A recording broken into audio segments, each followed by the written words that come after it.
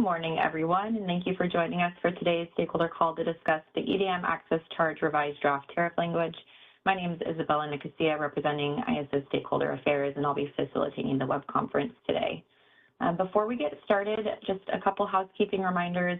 The revised draft tariff language is available out on the EDM Initiative webpage, and you can get to that page by going to CAISO.com.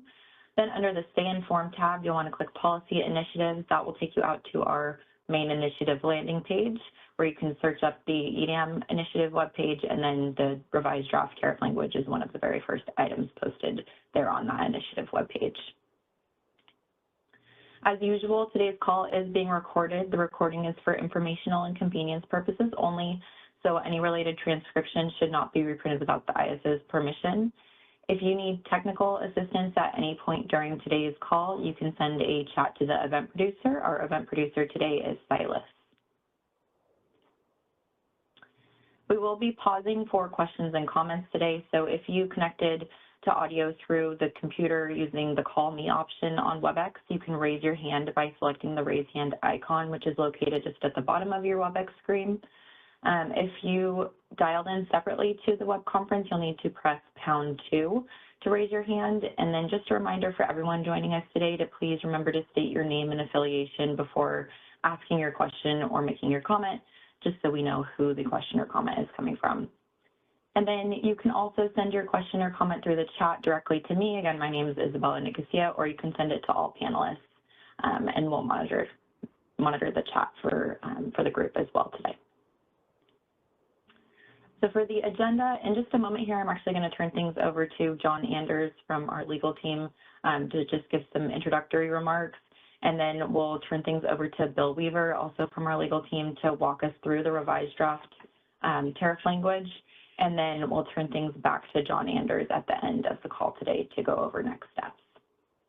So with that, I'll turn things over to, and actually maybe I have one more slide. Yeah, so this graphic here just shows where we're currently at in the policy initiative stakeholder process. So we're here at the second FERC filing for that access charge piece of the filing. And yeah, so I'll turn things over to John for some introductory remarks. Thanks, Isabella, and thanks everyone for joining us here this morning. We appreciate your engagement. Just to recap, the EDM access charge, the transmission revenue recovery mechanism, is the one element of the original EDM submission to FERC that was rejected without prejudice. So we reconvened in the beginning of this year to prepare for a resubmission of that proposal to the Commission to answer the questions and clarifying requests that were raised in their December 20 order. As part of that, we had prepared a few, I'd call them minor incremental tariff changes, and we presented those to stakeholders on March 15. So thank you for your participation in that meeting. We were at that time thinking of a March 22nd filing with FERC, or resubmission with FERC. And what ended up happening was we did get some offline feedback that the tariff required further clarifications and adjustments to more carefully align and implement the approved final proposal that was previously submitted.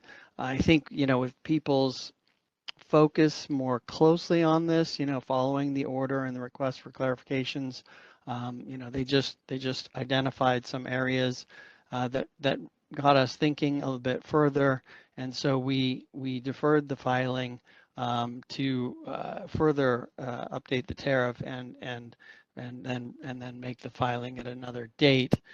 You will see from the posted version of the tariff that the changes do appear more extensive than they did the last time around, but I can assure you that's a reflection of our efforts to clarify and refine and provide additional details to ensure that we fully respond to the Commission's orders and fully, cover all dimensions of the rate that would be part of this EDAM access charge. So there's also been some movement within, that always shows up as red lines and track changes. So, I just want to let everyone know once again, there are no changes to the underlying proposal, and we are moving forward with the filing. I did see a question in the chat. Looks like, what's the timeline? All right, so we can cover that in next steps in more detail, but for now, we are going to file this Friday, April 12th. So that sounds like soon following this briefing on the draft tariff language, but everybody's had an opportunity to look and think about changes since the last round, and we'll have an opportunity to look at this language, further, raise any questions today, but we're on target to file this Friday, April 12th. So I guess I'll open it up to any questions people have, and then I'll turn it over to Bill. Yep. Looks like we have one question in queue.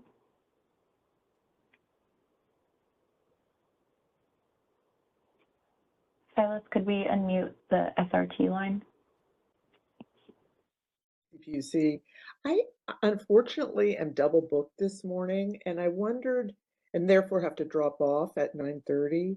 Is there any chance of your giving just a, 2-minute overview of what the FERC's order required you to revise and what, at a high level you've done to revise it without, all of the detail? Okay. Yeah, I think I'll ask Bill to do that. He's probably more closely aligned, but the commission definitely had some key questions on each of the three components of the EDAM access charge. And just for your interest, I'd want to highlight that the parallel proposal for the California ISO balancing area specific rules, that was also rejected without prejudice in the separate submission. So in terms of this filing, we're refiling or filing what we had included in the original EDAM filing, not what was in the CAISO BA specific rules. That will be submitted separately following the commission's order on this filing. So that's just a process check for your interest at the CPUC. Bill, go ahead, see if you can do that and get our colleague out the door for her other meeting. Yeah, I mean, the way, you said the question, I think it has just a one-word answer, and that's nothing. FERC's order did not require us to change anything in the tariff language. FERC's order, basically found three faults in explaining why certain policies were just and unreasonable. So in terms of addressing FERC's order, that goes more to, what's in the transmittal letter, what was a, 10-page discussion in the overall EDAM filing, will now be a much larger standalone filing with longer explanations, giving time for everything. But the tariff language is still a reflection of the final proposal and what we took to the board.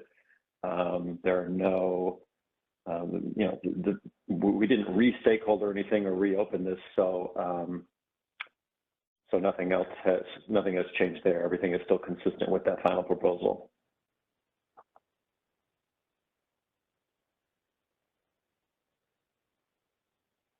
Looks like SRT might have got dropped after their initial question. Maybe we go back to them that have a follow-up question. It's Sarah Thomas again. And so the three faults in explaining why the policy is just and reasonable, and your filing will explain those. Could you summarize the three faults and very, very high level your response? I'll try. I'll go really quick because I do want to, I'm happy to follow up with you offline. The purpose of this call is to go over the revisions to the tariff language.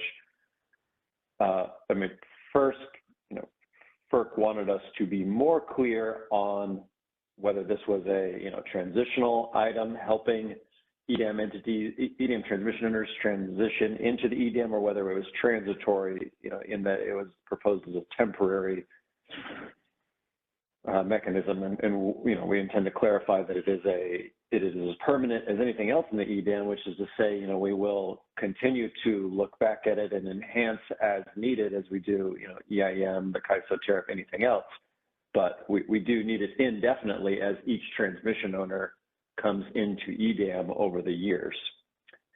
Second, the other two components were, the other two questions were on components 2 and 3, and we simply intend to address those. I kind of don't want to belabor them on this call, but I'm happy to follow up with you offline if you want to.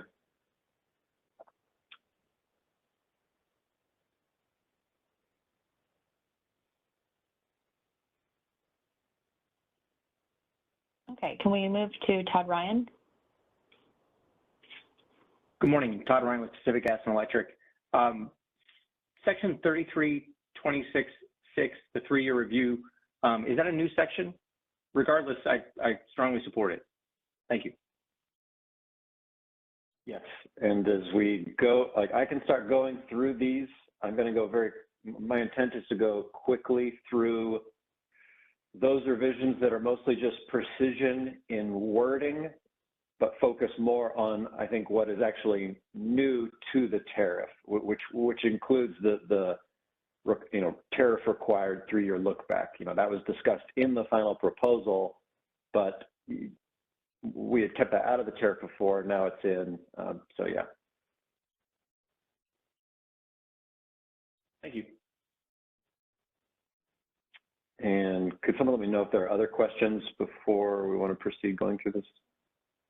I can't see if we still have a queue. I do not see any other hands in queue. Okay, well, I'll go through this and if I'll go through everything quickly, but raise your hands as you like. We can go back to anything, but with 45 minutes left, I want to make sure we kind of get through this. And again, John and I are happy to take questions offline after this call. Feel free to email or call either of us. That's certainly what happened after the last one, so happy to do it again. As you'll see what we posted, we moved from a kind of highlighting the differences to just a red line of the differences. It was getting a little complex to follow, but this was easier. The gray is already approved. There are 2, I would say, overarching changes you see over and over that results in a lot of redlining. And that is, one, we wanted to tighten up the language about recoverable revenue. We created a defined term for just overarching everything that's recovered through the access charge. And so rather than saying shortfall revenue costs here and here and here, we just kept going EDAM recoverable revenue. We also tightened up the precision about when something is the EDAM entity or the EDAM transmission service provider or the balancing authority area. So you'll see that that results in a lot of redlining, but without much real substantive change. And so I'm going to go quickly through those where I think it's just a lot of more precise wording and try to hit the more new items, which I'll start here in the subsection K of what's already been approved, and that's we provided a firm deadline. We could exchange the information for access charges earlier before someone comes online, but we provide ourselves a deadline to do it no later than 3 months. That way, that gives it time to be posted, be reviewed, and anyone can raise any issue if they have it.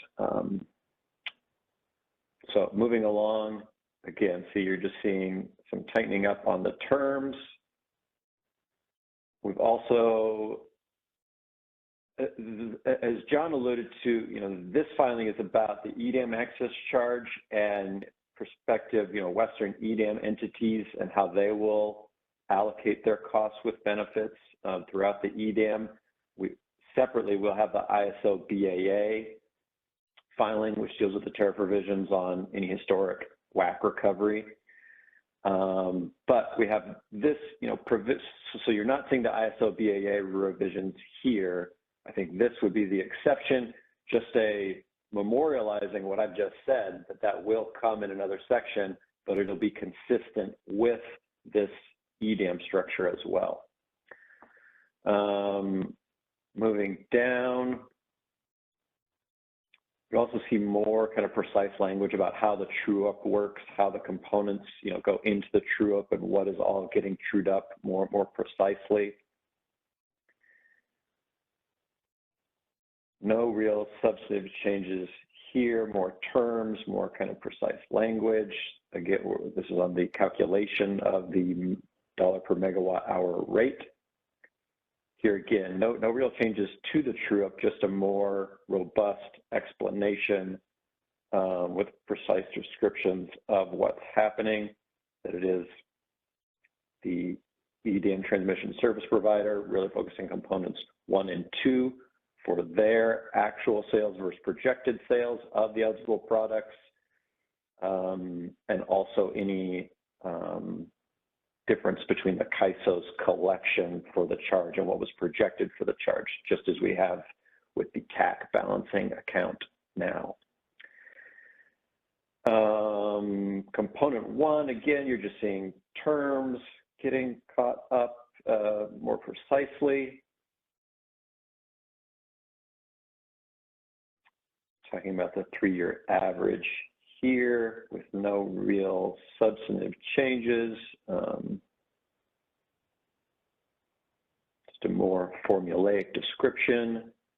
The recoverable limit is the same as described in the final proposal and as previously, but again, just having the terms be more consistent throughout this 3326.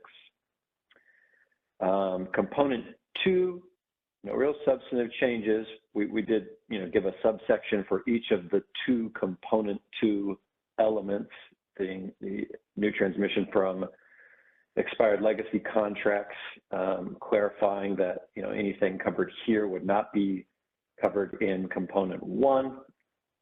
Also new network upgrades, a little more precise language and a little more substance about, specifying really, the new network upgrades that are eligible, being that they're already in service and the costs have already been approved for rate recovery by FERC or the local regulatory authority as applicable.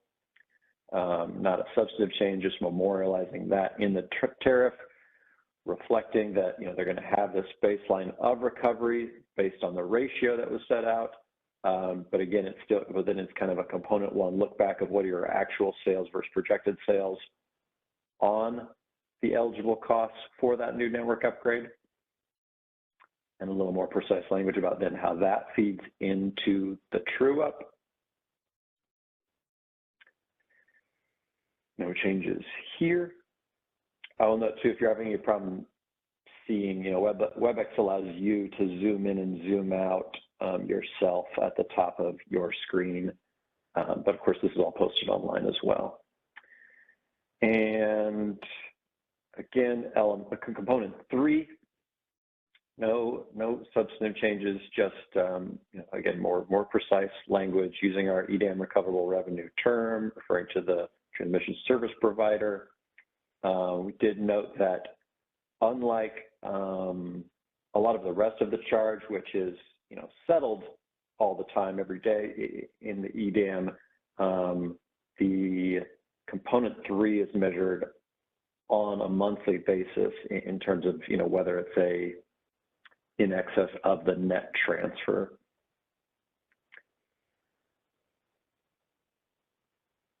This is the actual assessment here. Again, no substantive changes, just tightening up those terms. And again, this is not a substantive change, just being more precise about the true up, kind of reiterating that throughout we go. The documentation section has one, I would say, substantive change I will flag. This is based on, feedback we got. And that is, one of the elements we thought it was prudent to add and consistent with the EDAM policy was that the affidavit from each EDAM transmission service provider attests to the accuracy of the data provided, and that the EDAM transmission service provider will make reasonable efforts to avoid any double recovery of costs through the EDAM access charge, right? Because obviously each EDAM transmission owner is going to have various ways it's collecting its revenues for its approved transmission costs. Some of those will be approved by FERC in a rate case. Some of those might be, local regulatory authority and a retail rate. We want to make sure that, we want assurance that the EDAM access charge isn't resulting in any double recovery through those. So hence we have that language there. Exit from EDAM is similar to what you saw last month.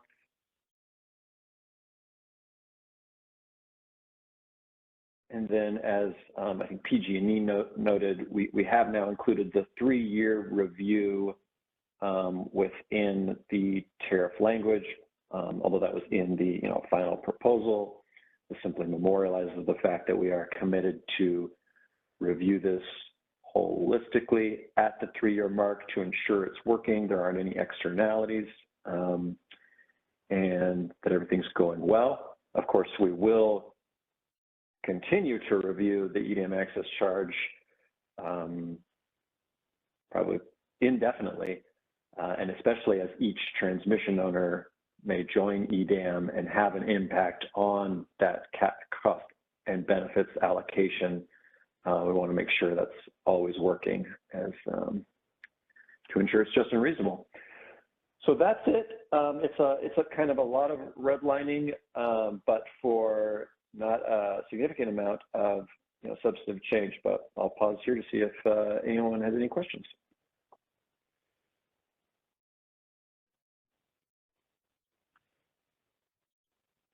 We unmute Sarah Thomas.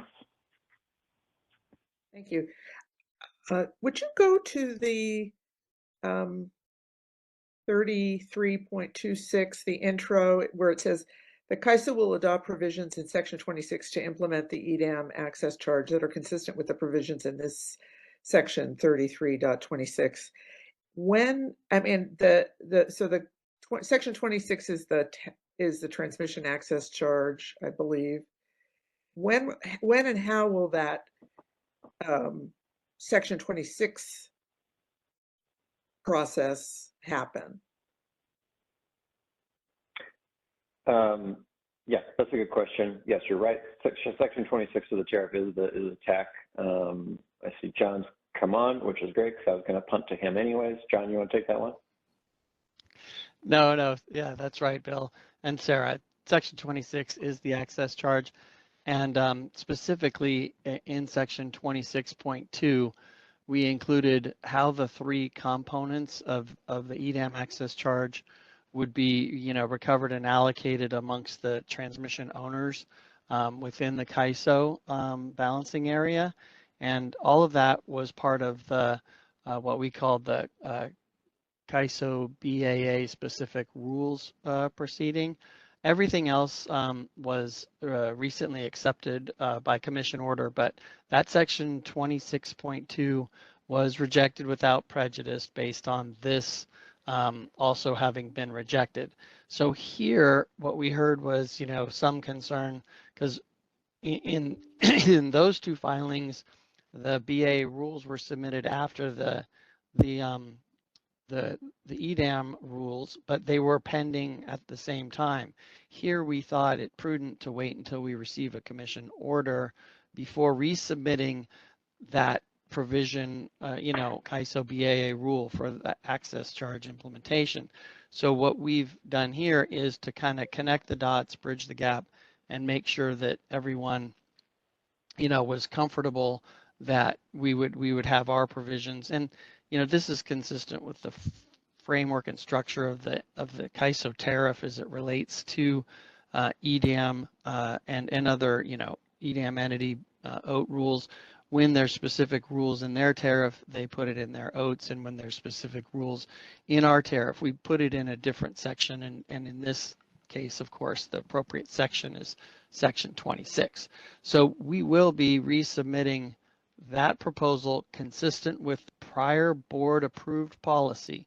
We do not intend to change what was previously proposed to the board, approved by the board, and we would be refiling that after the commission order, making any adjustments as needed to account for the commission order.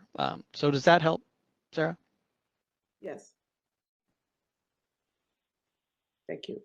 Okay, good. Yeah, so we'll be noticing that. We'll be posting the updated tariff language, similar to what we've done here. So there'll be a further opportunity, you know, with California transmission owners and others to make sure that we've got that one square and ready to go before we submit that to FERC a second time.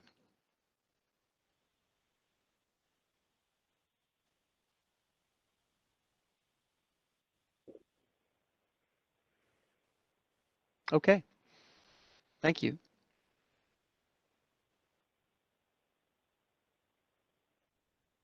Okay, I don't see any other hands at this time. Okay, I can take a second to answer Sarah's previous question on the other two components. I mean, FERC asked similar questions on components 2 and 3, which were, why is, you know, that rate, why are you using that rate? Why is that just unreasonable? And on component 2, where we're saying the ratio of historic sales to foregone revenues in component 1, it's simply that it's the, you know, we think it's the best ratio to allocating costs and benefits as a proxy for what that new network upgrade represents to the EDAM, right? You're saying if their network upgrades before benefited the EDAM this much, you know, it's a good proxy for the new network upgrades as well to use that as a historic ratio. Similar on component 3, they asked us why particularly we are using the non-firm hourly point-to-point rate as, you know, the dollar per megawatt hour rate to assign to those excess net wheeling transactions. And again, we're saying, you know, we think this is the best proxy rate in that it represents the types of sales that would be generally, you know, used on a wheel through. It's also it's a rate that between firm and non-firm, most of these transmission owners transmission service providers have the same rate anyways, and a lot of them don't even offer the firm service, so that wouldn't have been a good choice. So the non-firm hourly point-to-point, we thought was the best proxy to assign a dollar value to allocate costs and benefits. Because again, this is all about figuring out how to allocate costs commensurate with the benefits for the transmission service that, you know, ratepayers will now receive across the EDAM.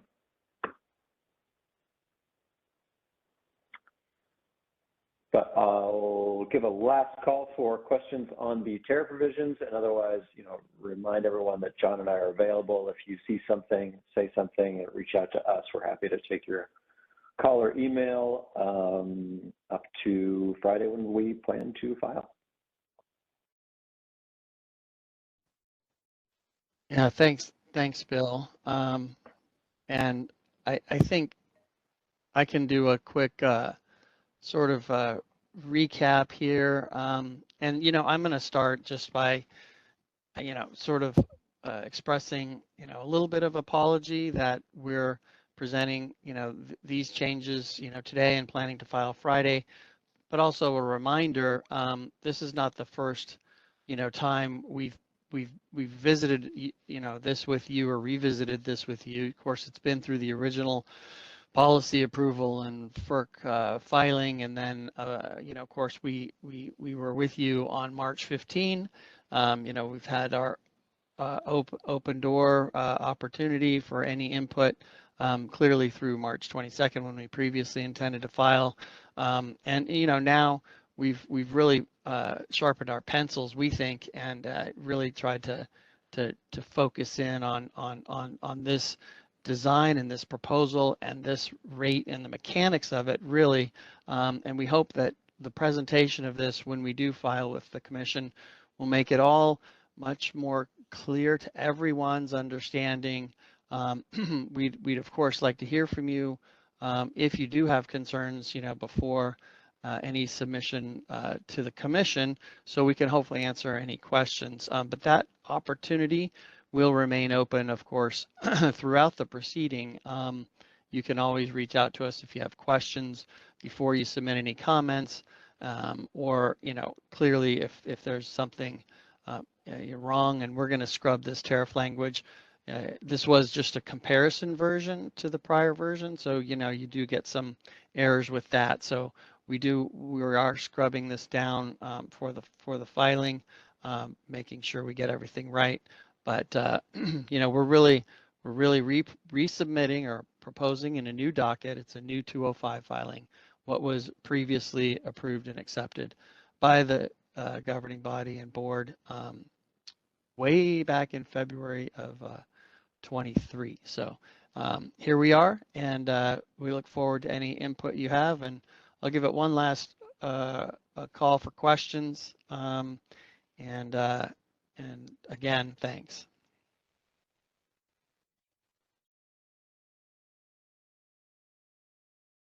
All right, Silas, do we have any questions on the phone only line? I'm not seeing any in the queue.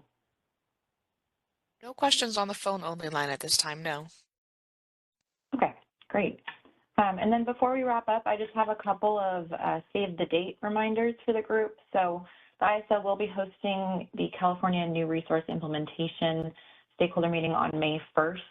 And the goal of that meeting is to bolster collaboration within the stakeholder community to prepare for the upcoming summer operations and really improve transparency surrounding the new resource implementation process, and so we can outline some expectations.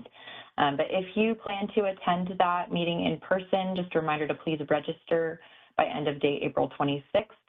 And the final agenda and presentation will be available prior to the meeting on May 1st on the Public Forums webpage. And then the ISO is hosting a stakeholder symposium again this year. It will be held October 29th and 30th in downtown Sacramento. So we'll be holding a welcome reception for all attendees the evening of October 29th. And then the main stakeholder symposium event will be held on the 30th at the Safe Credit Union Convention Center in Sacramento. And we'll be communicating additional information, including registration and sponsorship opportunities in the coming weeks.